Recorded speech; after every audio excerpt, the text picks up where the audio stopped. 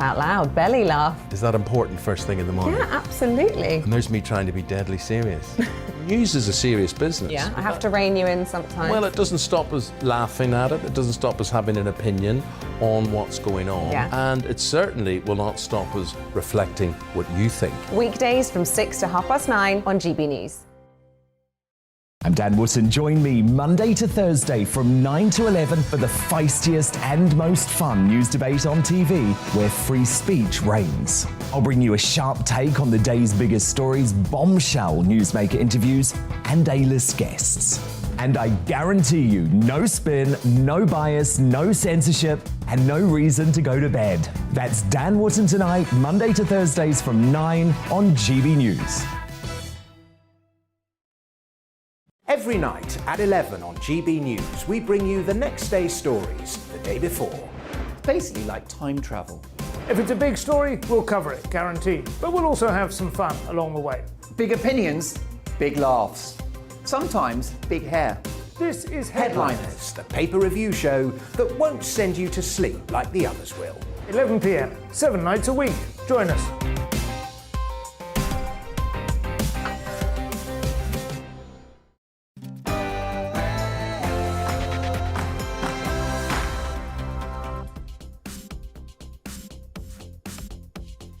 Welcome along. I'm Mark Steyn, live on GB News TV and GB News Radio. Feel free to mix and match. You don't want to miss those stunned pictures of me not knowing that I'm supposed to have started talking 15 seconds ago. But if you don't care for that, you can always just listen to us on the radio and you won't notice a thing. Tonight, resignations in Belfast and in London. The cost of living is back. And indestructible Rotherham survivor Sammy Woodhouse on the cost of living with Britain's industrial scale child sex slavery and doing nothing about it. And as always, the only part of the show we can't do without your questions and comments by email, gbviews@gbnews.uk, or by tweet at gbnews. Stump the Stein is coming up. That's all after Polly Middlehurst with the news.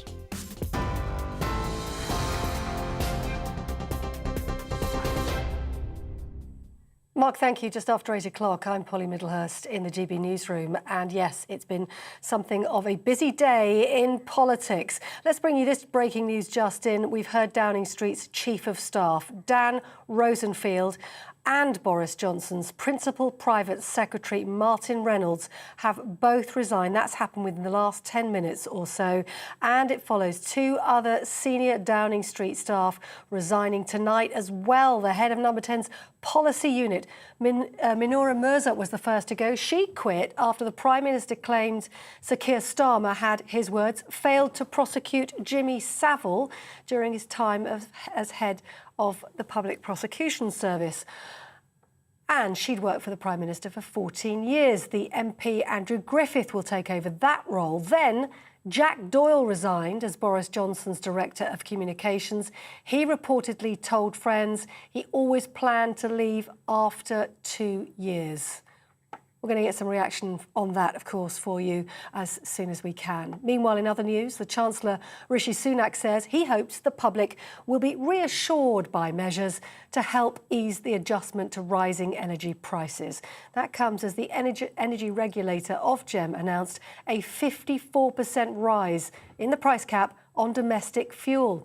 Let's look at the numbers. Those on default tariffs paying by direct debit are going to see their bills go up by nearly £700. If you're a prepayment customer, you face annual charges of more than £2,000. Those changes coming into force on the 1st of April. And Rishi Sunak says he's trying to help when he announces households in council tax bands A to D will be given an extra £350 to help ease the burden. The Chancellor saying this plan, he hopes, will take the sting out of the shock of the higher prices. Our plan is right. It is fair.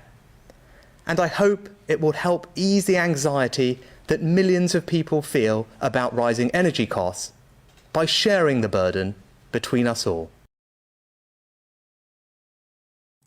Rishi Sunak. Well, in another resignation today, Northern Ireland's First Minister Paul Givan has stepped down over the post-Brexit agreement. He claims the Northern Ireland Protocol is destabilising peace between the power-sharing institutions. And that comes after an order to stop all checks on agri-food goods coming across the Irish Sea border, which the EU says is a breach of international law. In other news today, the Foreign Secretary has condemned reports that Russia is planning to fabricate an attack on Ukraine to justify military action against them. US intelligence believe Russia could produce propaganda videos showing a staged attack, which would give President Putin an excuse to invade. Liz Truss says it's clear and shocking evidence of Russia's unprovoked aggression. It comes as Russia criticises US plans to send more troops to Eastern Europe, describing the move as destructive. Moscow denies any plans to invade despite bolstering troop movements on its border with Ukraine.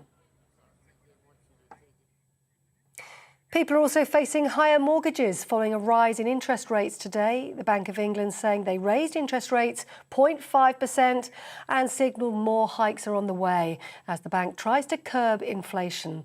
It marks the central bank's first back-to-back increase since June 2004.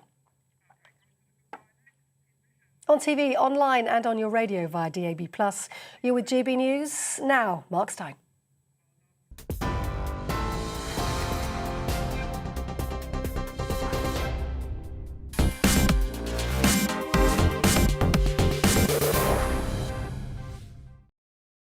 So, as Polly was saying, we now have 4 of Boris Johnson's Downing Street staff who have resigned.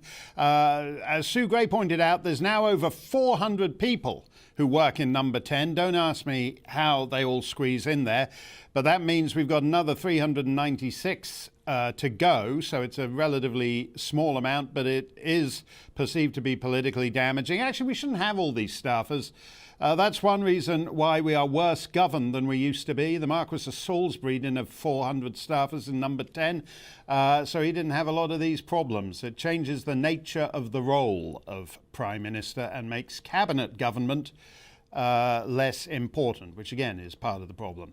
But these things are not just confined to the sovereign government in London, but also to some of the devolved legislatures. Yesterday, Northern Ireland's Agriculture Minister said that they would be halting all border port checks. By border, they mean the Irish Sea, which is the new border between a semi-united Ireland and Great Britain.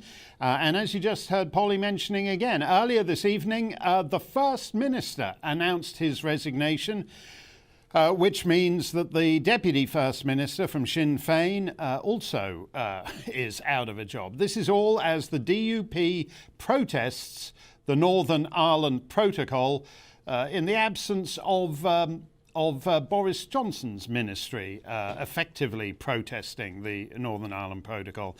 I'm eager to get your thoughts on this, so do send them along to gbviews@gbnews.uk or Twitter @gbnews. I'm joined now by Baroness Hoey, who is former chair of the Northern Ireland Affairs Select Committee.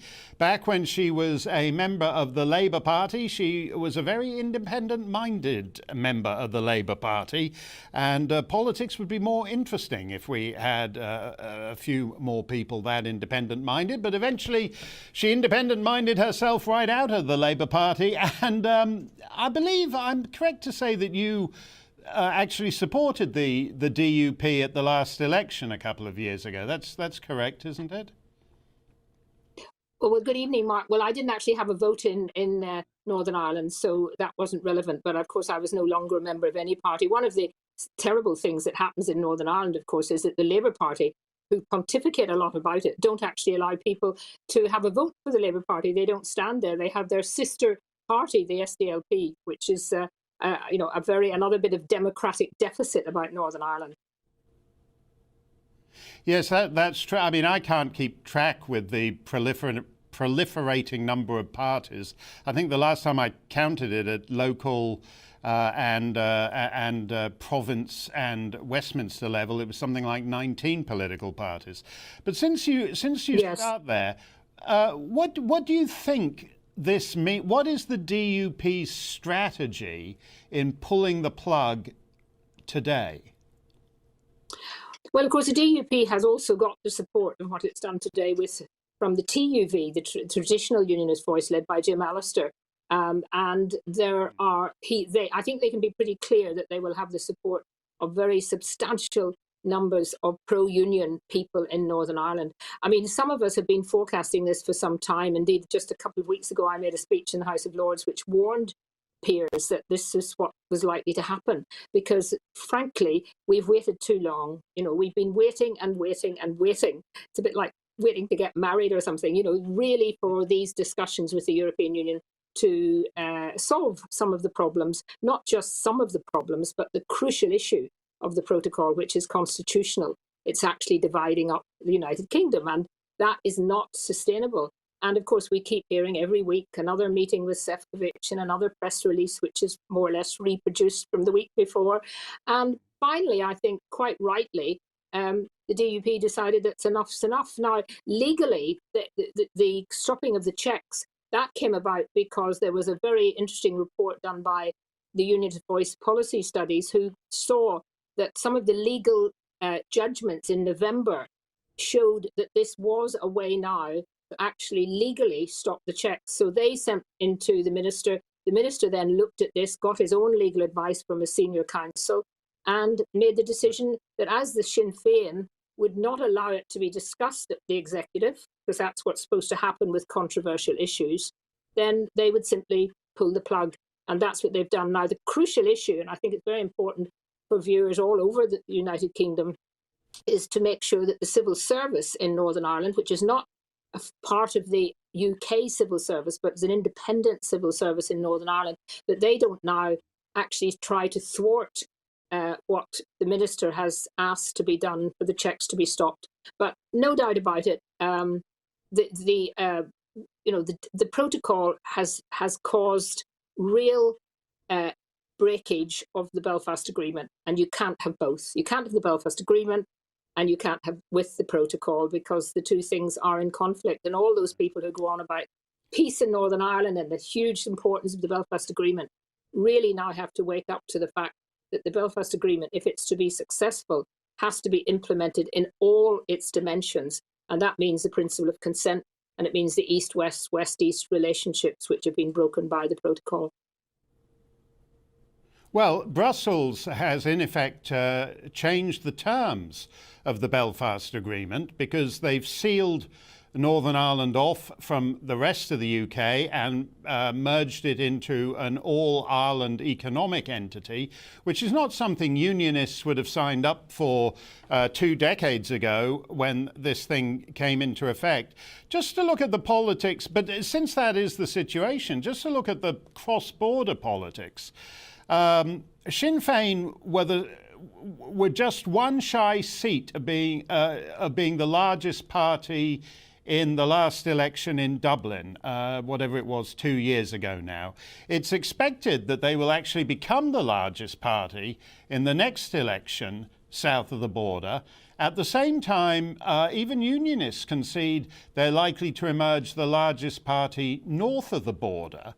Sinn Féin obviously see a political advantage in this, and they have no reason to play along with any reversal or moderation of the Northern Ireland Protocol, because right now, both sides of the border, things are heading in their direction. Well, I'm not so sure about what's happening in the Republic of Ireland. Certainly, they're a big threat there to the coalition. But in Northern Ireland, I genuinely think that it's been rather overhyped about how well Sinn Féin will do in the elections, which won't happen until May. But of course, you're absolutely right. I mean, the irony is that Sinn Féin campaigned against the Maastricht Treaty, against the Lisbon Treaty, when there was a second referendum in Ireland after they'd voted not to sign up to the Lisbon Treaty. Sinn Féin were very against that. As soon as the Brexit came, they saw it. I mean, they're very clever. They saw that as an opportunity. And the European Union caught on to the fact that Northern Ireland could be used as a weapon. I mean, horrible to use that word in the context of Northern Ireland, to use as a weapon against the United Kingdom for leaving the European Union. And the Irish government, I'm afraid, despite our Prime Minister always calling them our best friends and our allies, actually worked hand in hand with the European Union to make it as difficult as possible. There's no doubt about it. The protocol, the issues to do with trading, and I understand the European Union wants to protect its internal market from some sausages going across from Great Britain to Northern Ireland and over the border, but they could do that themselves, or there are technical ways of doing it. There is no need to have a border at the frontier. It could be done inside the Irish Republic, but also so little trade goes across. There's absolutely no need for it. It is ridiculous. And people have just begun to think, hang on, are we ever going to get our government to stand up for British people in Northern Ireland? Or are we going to have to say, sorry, but we can't run stable institutions in Northern Ireland while there's a protocol hanging over us? No, you're quite right about people go back across the border all the time, all day long, back and forth. But in commercial terms, the trade is ridiculous. You said something rather interesting somewhere during the whole Brexit period, which is that you thought actually south of the border they would eventually wish to leave the European Union. And not a lot of people, I mean, Dana, when she was a Euro MP, was Eurosceptic. She was kind of Brexity before Brexit was cool, as it were. But there isn't a lot of talk down south about leaving the EU. Do you think that's a real thing, or do you think you were just kind of getting carried away in the heat of the moment there? Well, I think if we look back and see what things were like in the United Kingdom 10 years ago, 15 years ago, no one would have thought. I mean, I remember just thinking, wouldn't it be wonderful to leave the European Union? And never really thinking that we could do it until relatively recently, until we got the European elections and we got the Brexit. We got Nigel Farage coming along, and we got the coalition government and David Cameron giving a referendum because he thought they were going to walk it. I always knew they wouldn't walk it, but I did, feel that we were going to have to fight very hard. So in Ireland, they have done very well out of the European Union. They've had huge amounts of money and support right up until relatively recently, where they're now a net contributor. And, there's nothing changes people's minds when they suddenly discover the amount of money and taxes they're paying, how much wasted in the European Union. And I just feel, the European Union will ditch the Republic when it suits them. I don't mean kick them out of the European Union or anything like that, but they've been very useful to the European Union over the whole UK leaving and Northern Ireland. Once that eventually gets settled, and it eventually will, because I think a lot of the countries in the EU may not necessarily be going along totally with the way the Commission's been handling this. Once that happens, it won't take very much for the European Union to decide that, this little country of the Republic of Ireland isn't actually as important to them as they were. So there's also a growing campaign in the Republic of Ireland, which gets absolutely no publicity and no support amongst the establishment media, they get, laughed at, almost like those of us who wanted to leave years ago did in United Kingdom. So that's my, I'm not saying it's going to happen. I'm just going to say that I wouldn't be a bit surprised if certainly 10 years down the line, things are very, very different in the Republic of Ireland in terms of their attitude to the European Union. And what will things be like in Ulster at that point? Because you're born and bred there.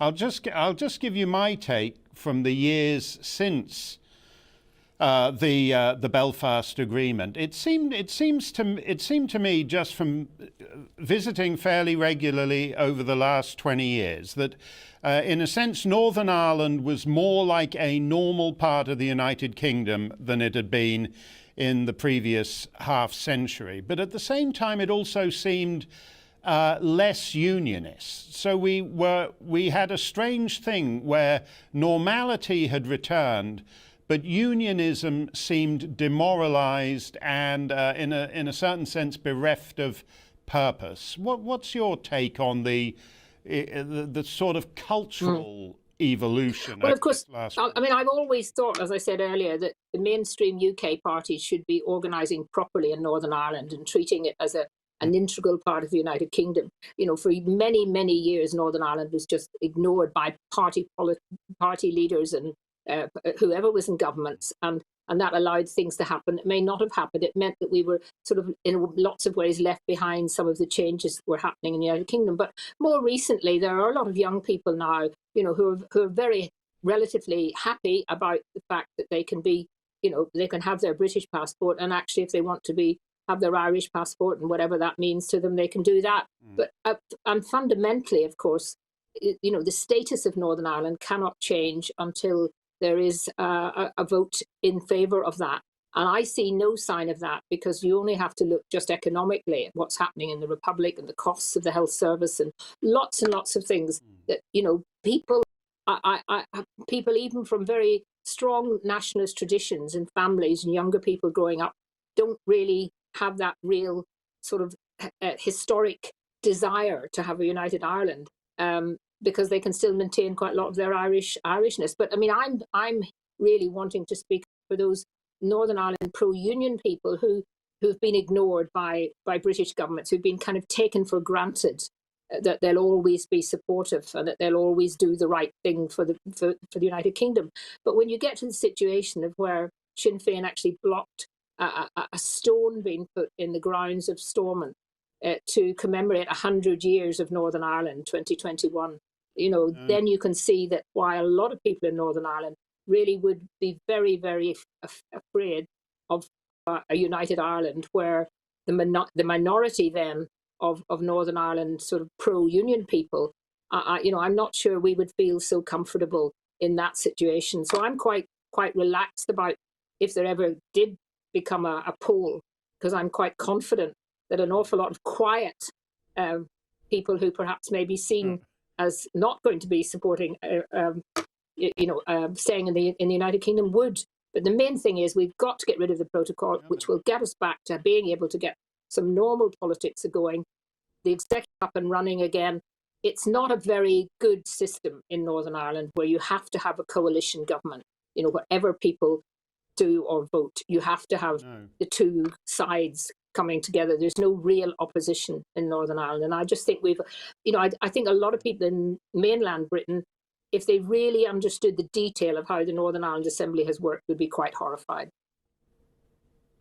No, that's true. And I think if they really knew the details of how Sinn Féin worked, which is not in any sense a normal political party in its internal operations, I think that would horrify and disgust them too. And I think you're quite right in that assessment, Kate, that in fact the quiet unionist vote, the quiet status quo vote, is the one that would determine any border poll. But thank you very much for joining us tonight, and we appreciate your insight, and we hope this thing gets settled, and you'll come back when the next development on this scene happens. Thank you very much for joining us. Thank you, Mark. When we return, a story it pains me to revisit, but one we must. Rotherham survivor Sammy Woodhouse returns to talk about the ongoing and ignored grooming gang crisis up and down this land. You know, Jimmy Savile's back. Jimmy Savile's been dead for 10 years, but his corpse is still used to flay Keir Starmer. Meanwhile, there are lots of unknown, unfamous Jimmy Saviles in towns up and down this land. We'll be right back.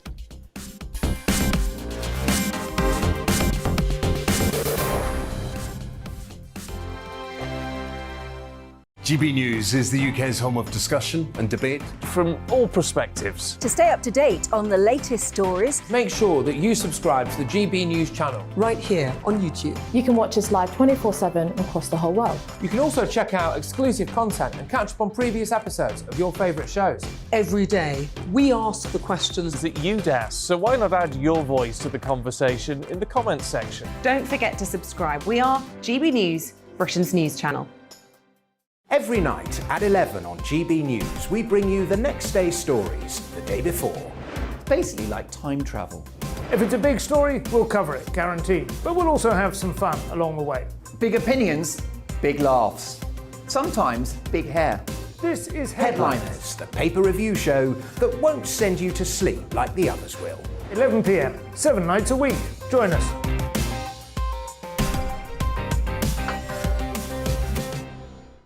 Hello there, I'm Eamon Holmes. And I'm Isabel Webster. And we hope you can join us for Breakfast with Eamon. And Isabel. You make me laugh out loud, belly laugh. Is that important first thing in the morning? Yeah, absolutely. And there's me trying to be deadly serious. News is a serious business. Yeah, I have to rein you in sometimes. Well, it doesn't stop us laughing at it. It doesn't stop us having an opinion on what's going on. Yeah. And it certainly will not stop us reflecting what you think. Weekdays from 6 to 9:30 on GB News. I'm Dan Wootton. Join me Monday to Thursday from 9 to 11 for the feistiest and most fun news debate on TV, where free speech reigns. I'll bring you a sharp take on the day's biggest stories, bombshell newsmaker interviews, and A-list guests. And I guarantee you, no spin, no bias, no censorship, and no reason to go to bed. That's Dan Wootton Tonight, Monday to Thursdays from 9 on GB News.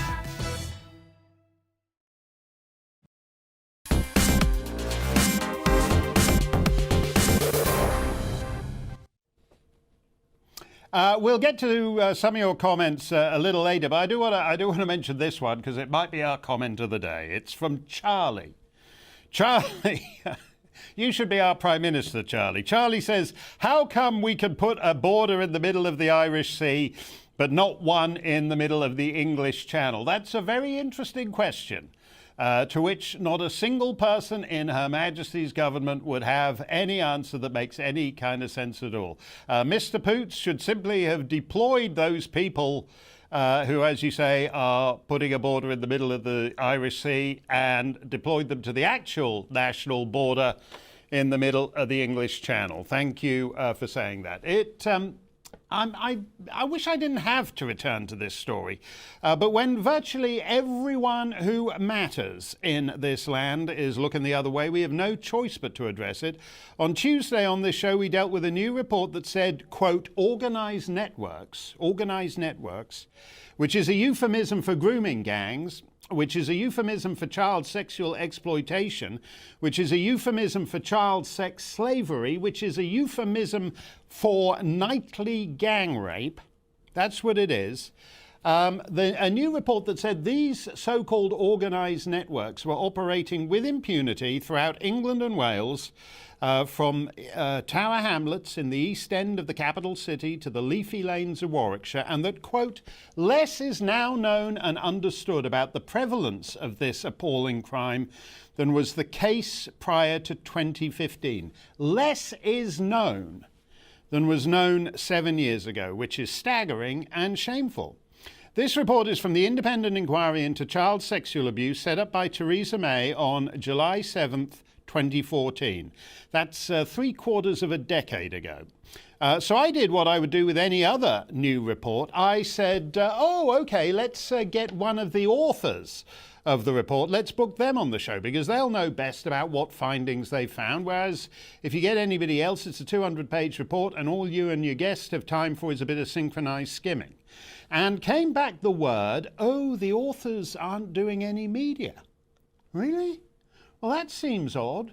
We've discovered that there's grooming gangs raping girls up and down the land, which is a national scandal. But thanks all the same, we'd rather check the no publicity box. So I became a little curious about this independent inquiry into child sexual abuse, whose existence I'd clean forgotten about. The first chair of the inquiry was some baroness. She lasted 6 days. She was succeeded by some dame who lasted 6 weeks. Next up was a judge from the High Court of New Zealand who lasted 1.5 years before quitting because the committee's, quote, legacy of failure has been very hard to shake off, as she put it. Then they gave it to Alexis Jay, formerly the senior social worker of the Scottish Government, a member of the existing committee with whom Dame Lowell Goddard, the departed Kiwi judge, is said to have had some differences. Well, that explains why the 200-page report, which I've now read very closely, is written in such bloodless jargonese. This inquiry is one more report to go, March 1st, on residential schools, and then that's it. 8 years of baronesses and dames and professors, and then in the time-honoured fashion of official inquiries that the government never wanted to set up in the first place, some wet noodle recommendations that could have been made on the third day. One notices beyond anything else a marked lack of curiosity about the perpetrators. There is a section called Defining Networks in this report, but it's 3 pages long and begins with the genius insight, quote, "The networks or groups of adults who sexually exploit children vary."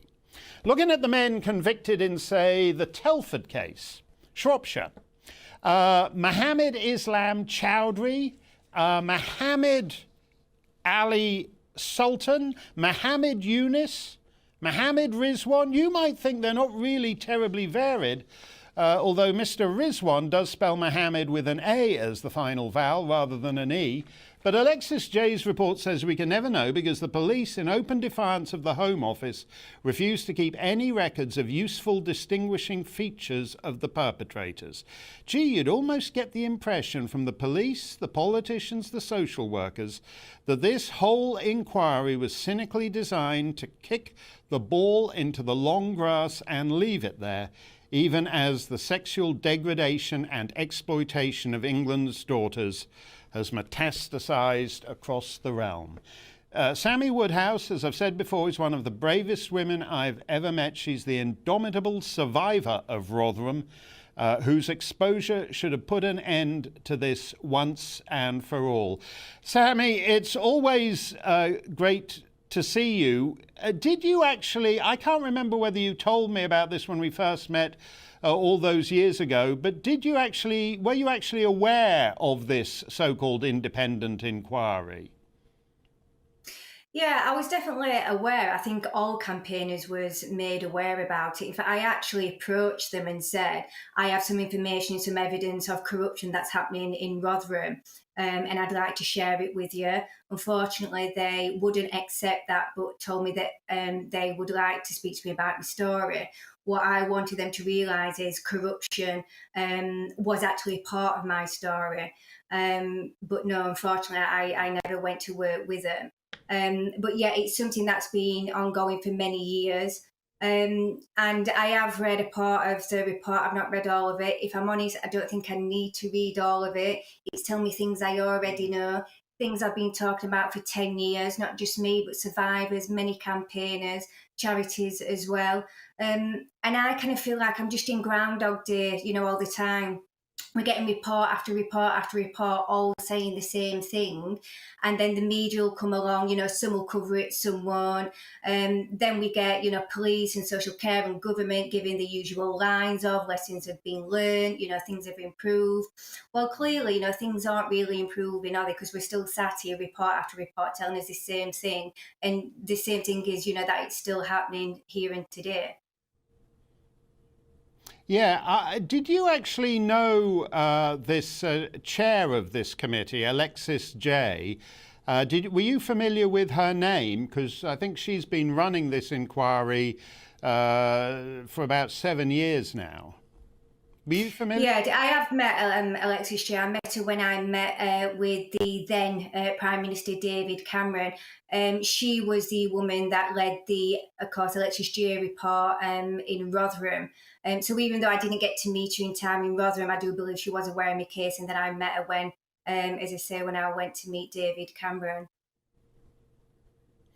Yeah, because what's interesting to me is you've just said there are really 2 stories here. There's all the gang rape and the appalling things that were done to thousands of girls in Rotherham and elsewhere. There's the awful sexual degradation, but there's also the official corruption. And you're saying that all those years ago, when you first approached this committee, they didn't want to talk about that. They didn't want to hear from you about that. Yeah, they told me that they didn't want to look at that, but they wanted me to go and to share my story with them. And like I said earlier, part of corruption is a part of my story, just like it's part of many survivors' story.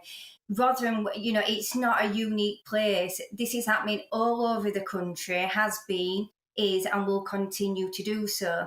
And that corruption is as well. And, as we know, what evidence and court cases shown us, that there were some professionals directly involved in that abuse and exploitation, and some just turning a blind eye. One thing that really came out of Rotherham was, professionals was terrified because they didn't want to be known as being racist.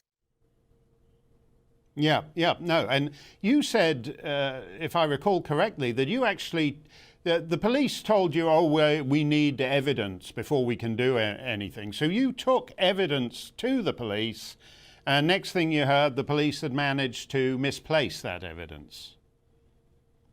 Yeah, I contacted the police and I said to them, I want to tell you everything what happened to me. I'd already tried to do that before. But I said, I want you to go away and look what evidence there is to support me. And they came back and they said they had one missing persons report and that was it. Now, what they didn't know is that I was actually recording them on my mobile phone. And the reason why I did that is because I knew one of the police officers and I didn't have much faith or trust in them. I said, well, I've got DNA evidence from my child. I was 15 when I was pregnant. I can remember police officers' names. I thought I had a very strong case. And I just didn't feel very supported whatsoever. So I went away, I contacted a solicitor. I actually started legal proceedings against South Yorkshire Police and the Rotherham Council back in 2012, so a decade on. And I went and got all my own police files, social care files, medical records, and I gave it to solicitors, and then I gave it to Andrew Norfolk at the Times newspaper. There was so much evidence in my case that we was able to name two individuals, which was Orshad Hussain, he was sentenced to 35 years, and Jahangir Akhtar, who were, at the time when the Times story went, was deputy leader of Rotherham Council. Yeah, which is staggering. There's different elements of this though. There's the police, the South Yorkshire Police in your case. There's the politicians, which is Rotherham Council in your case. There's also the social workers though, and the social workers don't come out of this. Certainly in Rotherham, don't come out of this looking well. Some of them then artfully switch sides just as things were beginning to break, and claim they'd been, working for the victims all along. But that's not actually true. A lot of these social workers were corrupted by this racket too.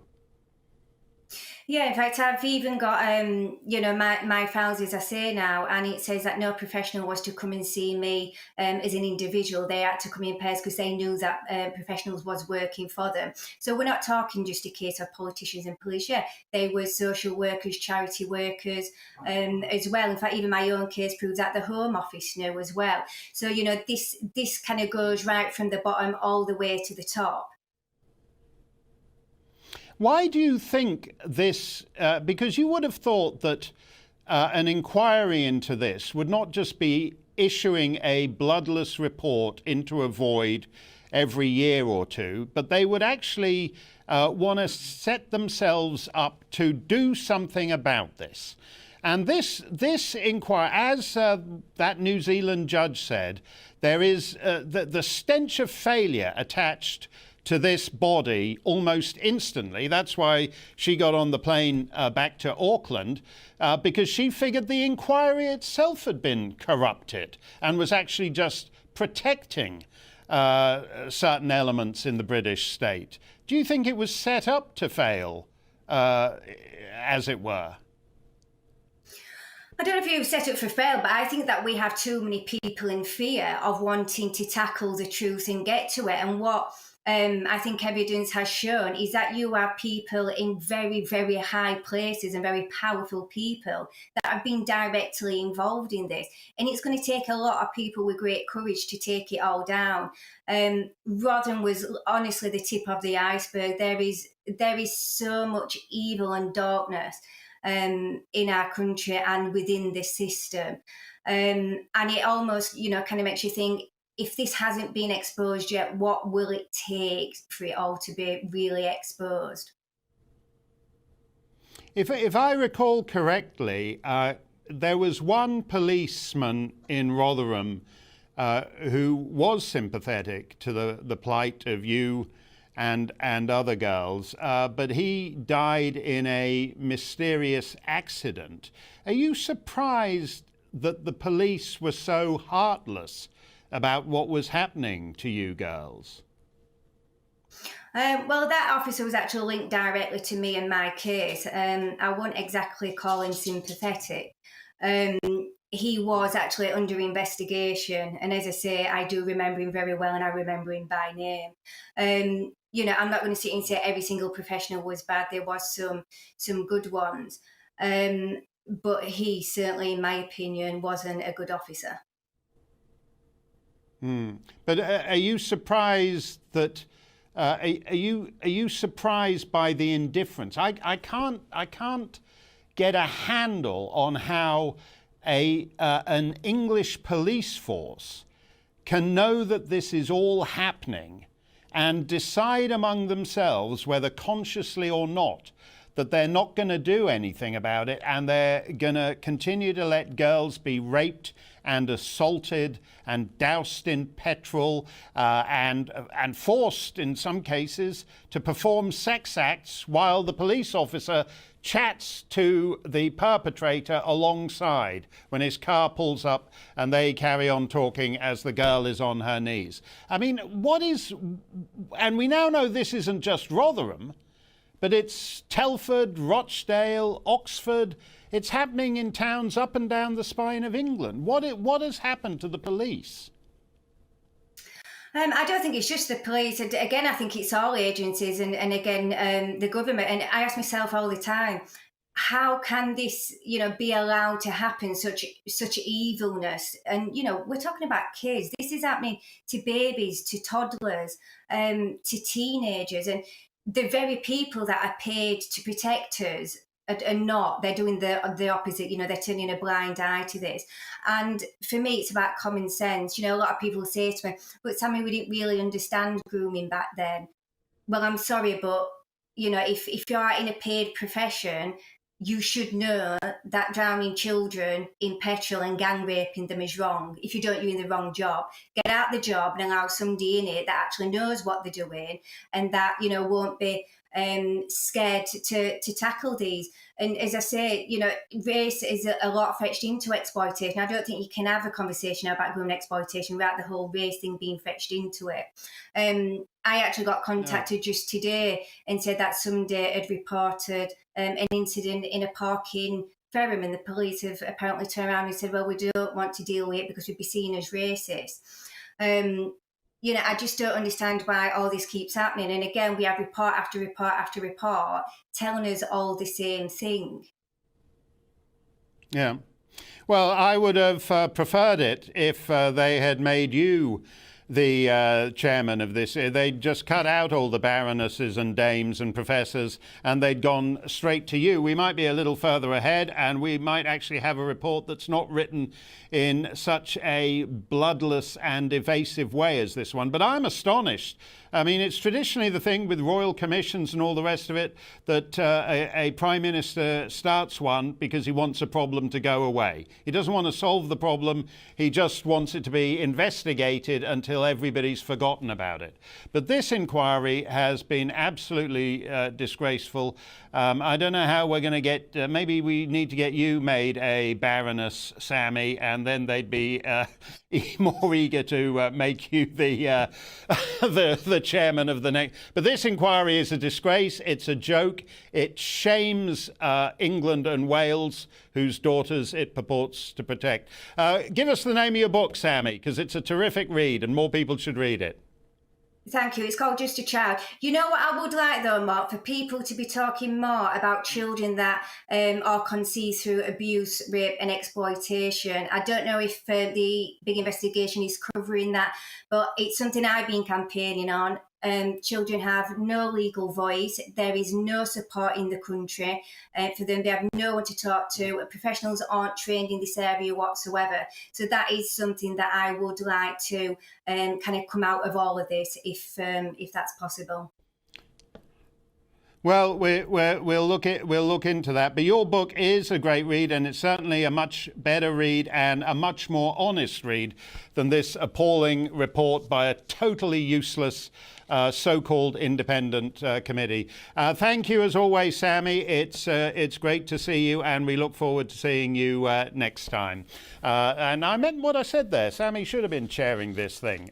You can ask me anything you like for Stump the Steyn. Email me, gbviews@gbnews.uk, or Twitter me.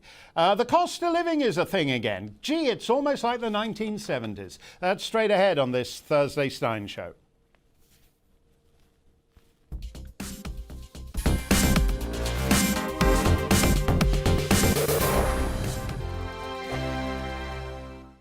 GB News is the UK's home of discussion and debate from all perspectives. To stay up to date on the latest stories, make sure that you subscribe to the GB News channel right here on YouTube. You can watch us live 24/7 across the whole world. You can also check out exclusive content and catch up on previous episodes of your favourite shows.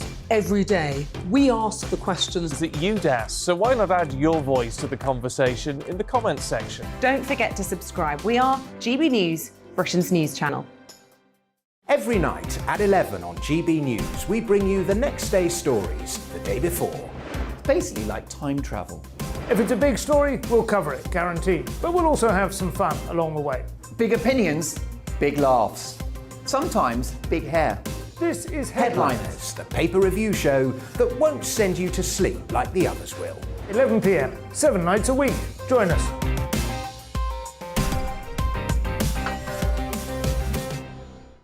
Hello there, I'm Eamon Holmes. And I'm Isabel Webster. And we hope you can join us for Breakfast with Eamon and Isabel. You make me laugh out loud, belly laugh. Is that important first thing in the morning? Yeah, absolutely. And there's me trying to be deadly serious. News is a serious business. Yeah, I have to rein you in sometimes. Well, it doesn't stop us laughing at it. It doesn't stop us having an opinion on what's going on. Yeah. And it certainly will not stop us reflecting what you think. Weekdays from 6 to 9:30 on GB News. I'm Dan Wootton. Join me Monday to Thursday from 9 to 11 for the feistiest and most fun news debate on TV, where free speech reigns. I'll bring you a sharp take on the day's biggest stories, bombshell newsmaker interviews, and A-list guests. And I guarantee you, no spin, no bias, no censorship, and no reason to go to bed. That's Dan Wootton tonight, Monday to Thursdays from 9 on GB News.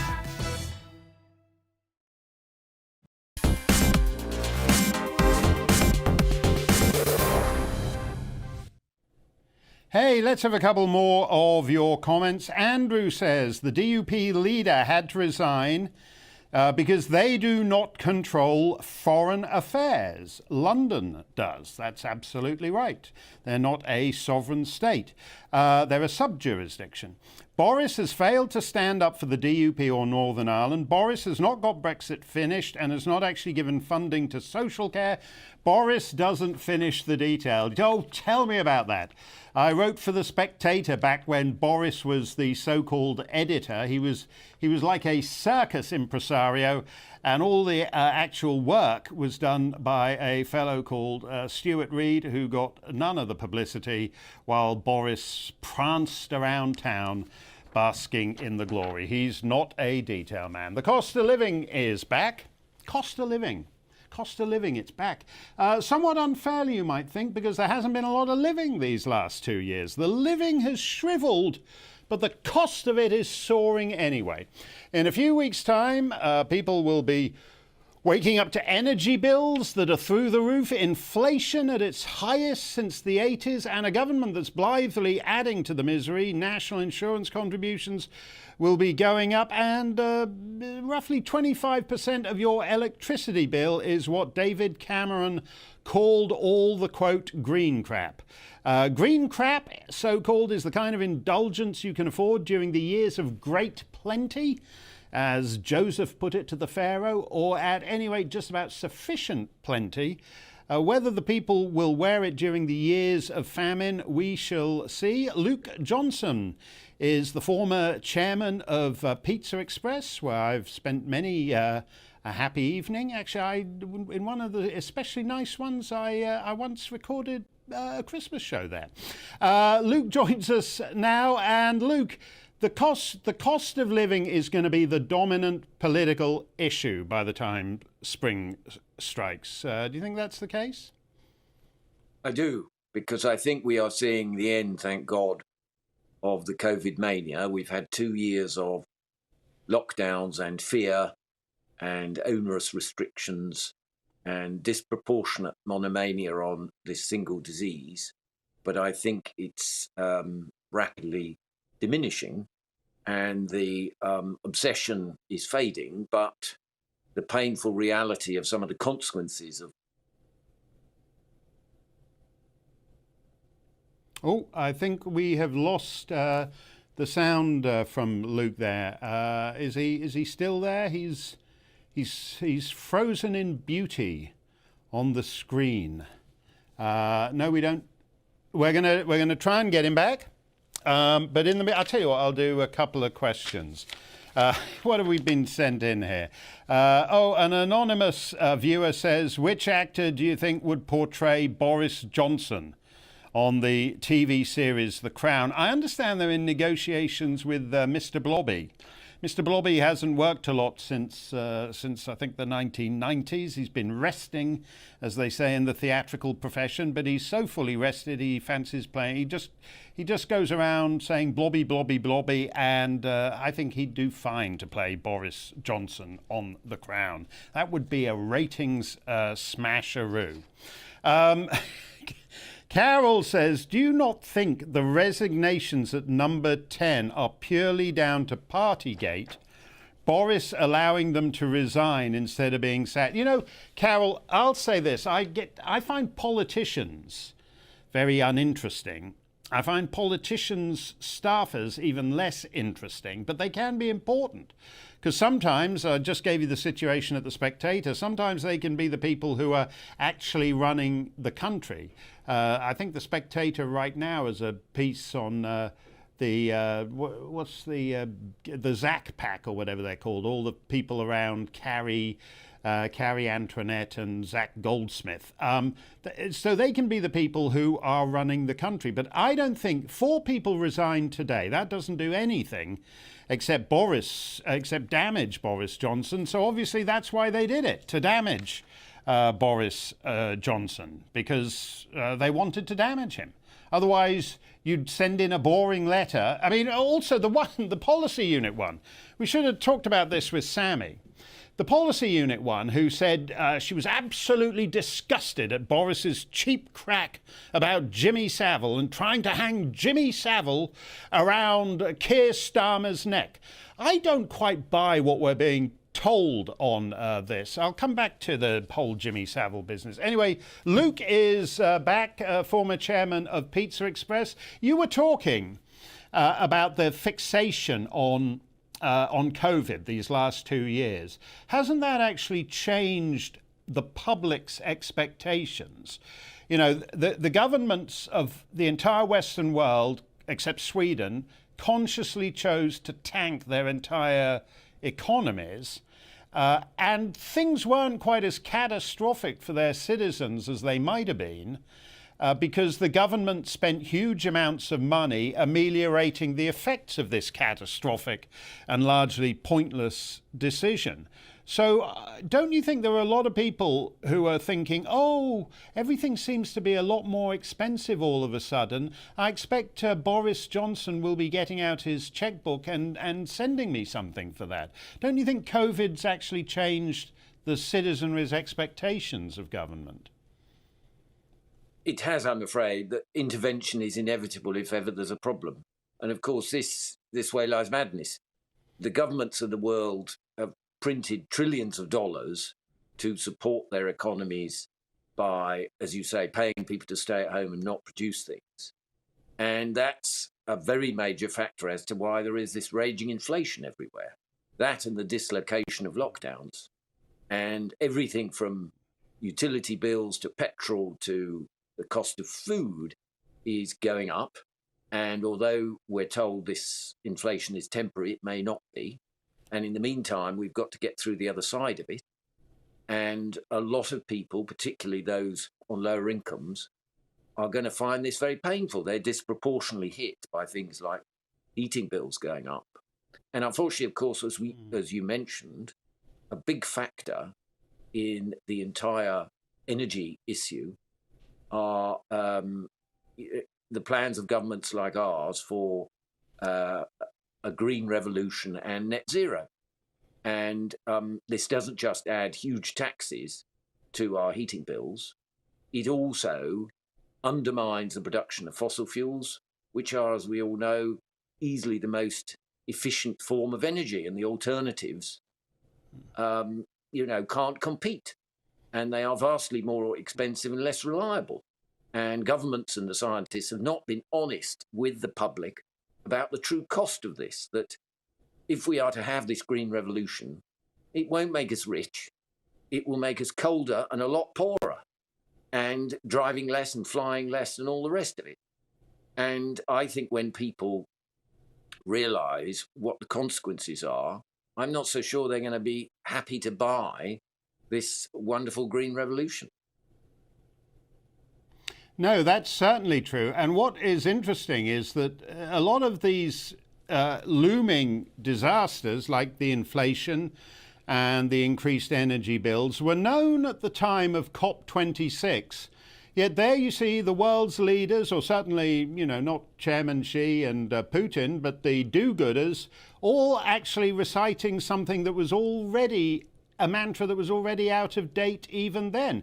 I mean, it's almost as if, certainly with respect to Mr. Johnson's ministry, that he doesn't seem to think he doesn't see the rocks ahead. He doesn't see the iceberg. No, it's curious, isn't it, that an awful lot of the harms that are now becoming apparent were, as you say, obvious a year or 2 years ago even. There is a lag effect. And the consequences of things like lockdowns were never necessarily immediate, but the harms to treatments for cancer and heart disease and so forth, when you make the NHS into the National COVID Service, don't impact instantly. And it's the same with the pain of increasing energy bills. And this may just be the start of roaring inflation of energy costs. And energy and oil affects the cost of virtually everything. Yeah, you're absolutely right about that. He should have been thinking about this a long time ago. Thank you very much, Luke. That will do it for tonight. We're back tomorrow, but at an earlier hour, 7 p.m. GMT. Don't you worry, though. 2 hours of Dan Wootton to thrill your Thursday starts in just a couple of minutes. Stay safe, stay free. See you tomorrow at 7. Good evening. The weather's on the change. A much colder feel tomorrow. That colder air arriving as wet and windy weather sweeps south overnight. Cold enough for some ice and snow in places also. It's a cold front swinging south across the country overnight, pushing away the mild air that's been with us for a number of days and introducing the much colder conditions out on the wind tomorrow, and it will feel significantly chillier. There's that weather front bringing rain across northern England and Wales overnight, but some snow likely over the hills of northern England and certainly across the hills and mountains of Wales. Following on, there'll be showers, they'll be wintry, and that could turn things icy as temperatures tumble. Staying pretty mild across East Anglia and the southeast through the night, but here as well and across the Midlands as the